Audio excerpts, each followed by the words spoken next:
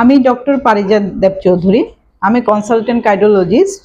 আমি তোমাদের বলবো হার্টকে ভালো রাখার 5টি নিয়ম। হার্ট এই শব্দটির মধ্যেই কিন্তু লুকিয়ে আছে সেই 5টি নিয়ম। এইচ ফর হেলদি খাদ্য, ই হলো exercise, F for avoidance of alcohol and tobacco, R for relaxation and T for treatment and test. প্রথমে আসি হেলদি খাবারে। আমাদেরকে বেশি করে সবজি, ফল, গ্রিন ভেজিটেবলস খেতে হবে। তেল কম দিয়ে রান্না করা আর নুন কমিয়ে রাখা খুব জরুরি। ফাস্ট ফুড আর ভাজা খাবার একদমই কম খেতে হবে।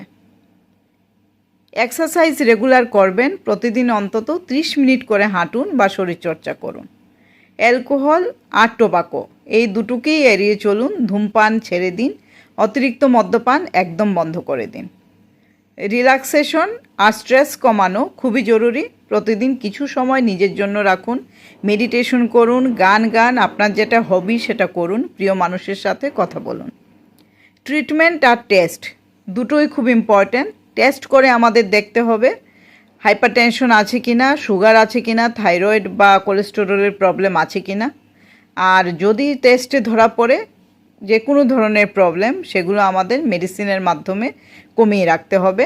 ডাক্তার যেভাবে বলেন সেইভাবে ওষুধ নিন, নিয়মিত স্বাস্থ্য পরীক্ষা করান। এই 5টি নিয়ম যদি ঠিকভাবে আপনারা মেনে চলেন তবে কিন্তু আপনারা নিজেদের হার্টকে সুস্থ রাখতে পারবেন, ভালো রাখতে পারবেন। নমস্কার।